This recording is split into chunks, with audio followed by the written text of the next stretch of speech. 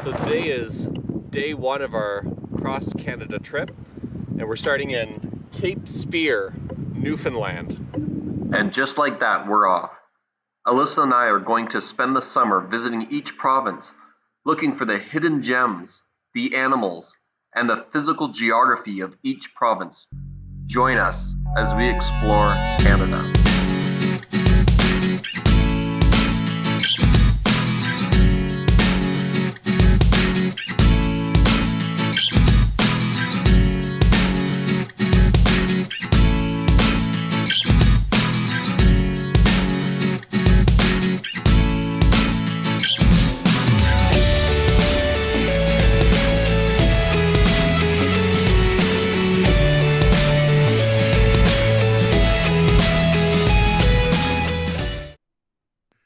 We will start a road trip in Canada's most easterly province, Newfoundland and Labrador, which has a population of 520,000. Newfoundland was its own country up until 1949, when it became the 10th and final province to enter federation with Canada. About 94% of the population lives here on the island of Newfoundland.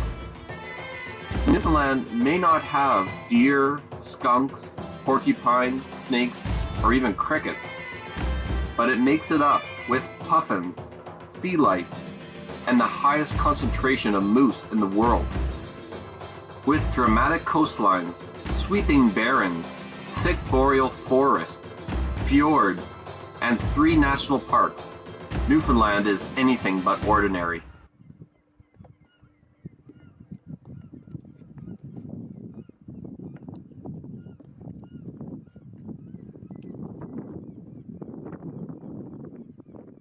We start a road trip at the most eastern part of North America, Cape Spear.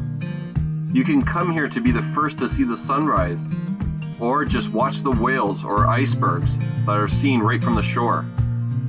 Because of the fog, we couldn't see these, but we could explore this old World War II battery. Only 15 minutes west is the most eastern city in Canada, a capital, St. John's. We plan to spend 3 days here, so there isn't a moment to lose.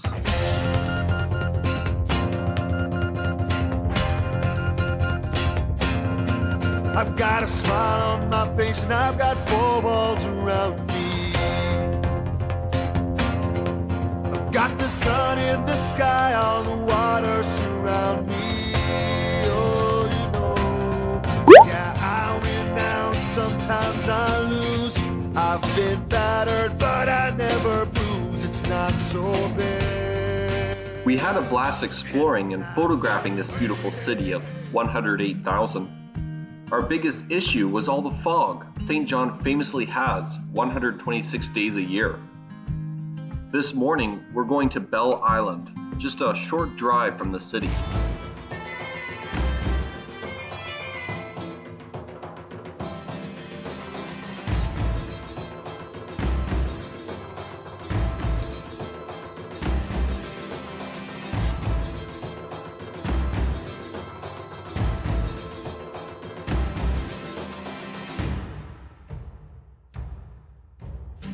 Bell Island and St. John's is part of the Avalon Peninsula.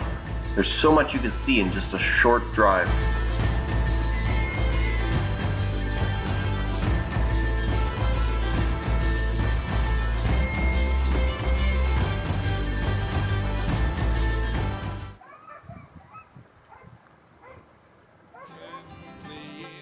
The Hollywood sign was a gift from late-night talk show host Jimmy Kimmel, who promoted the town on his show. Visiting Dildo was the highlight of our day, but we can't stay long. We have a long drive ahead. I've traveled oceans all over the globe. I've covered 1,000,000 miles by road. The light in your eye, the stars in the sky are guiding me home to you.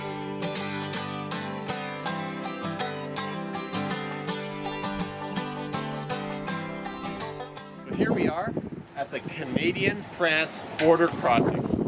Now you're probably wondering, where in the world does Canada and France have a border that touch? Well, it's right here in the little town of Fortune. You can even see these French islands from the shore. This morning we are driving 4.5 hours north to cross something off our Canadian bucket list. We want to see puffins. But it's unlikely. We were told by locals that they're not around yet. So maybe we're just here for the view. Wait a minute.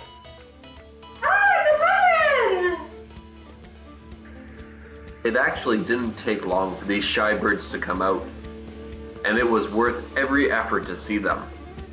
This also gave us some extra time to explore the peninsula.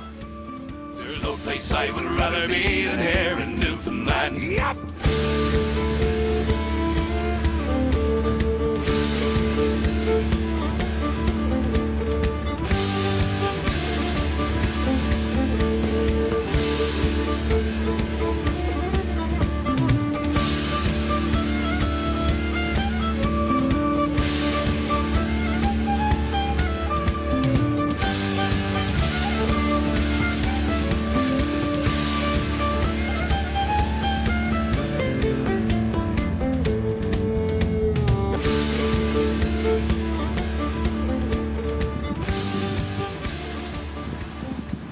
Tired from driving, we're spending our night in Gander, a small city of 11,500.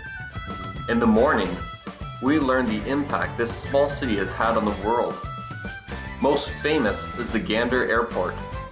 It was the strategic fueling stop for transatlantic flights, and ground zero to the Broadway play Come From Away. Welcome to the rock.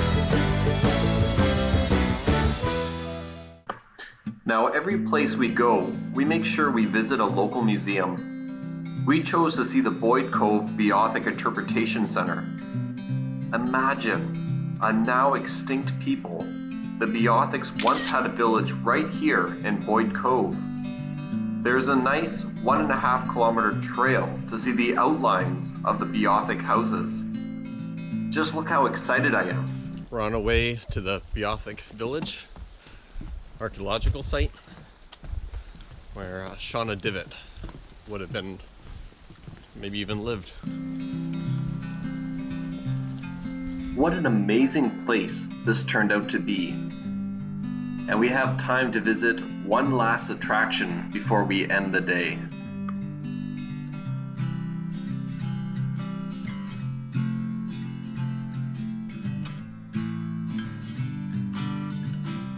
It's called Glassy Beach.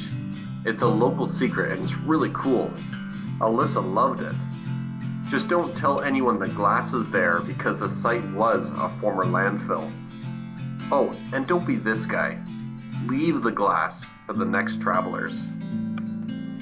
We're going to take you to the #1 attraction in Newfoundland and the best part of our trip. When I'm up, I can't get down, can't get down, can't get level. When I'm up, I can't get down, get my feet back on the ground. When I'm up, I can't get down, can't get down, can't get level. When I'm up, I can't get down, get my feet back on the ground. He just needs something to find him. Our favorite part of Gross Mourne was the tablelands. This is because this is one of the few places in the world where you can walk right on the Earth's mantle. Now, the mantle is anywhere between 5 and 75 kilometers below the Earth's crust. Why do the tablelands look so barren? Good question, Alyssa. The tablelands are predominantly made out of the rock peridotite, which has virtually no nutrient value when it's broken down into the soil. In fact, it has very high rates of magnesium and toxic amount of heavy metals. Because of this, plant life can't grow. And compared to the rest of the lush Gross Mourne National Park, the tablelands stick out like a sore thumb.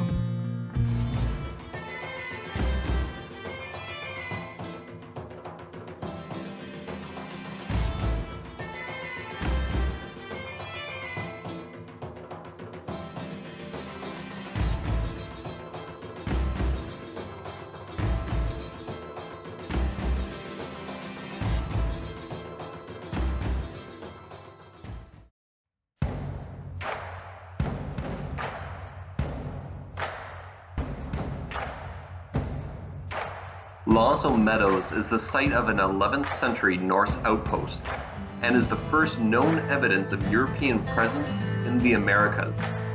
It was right here where mankind completed the circle around the globe and east met west, making this an important UNESCO World Heritage Site. This is why we came up here. It had to be experienced.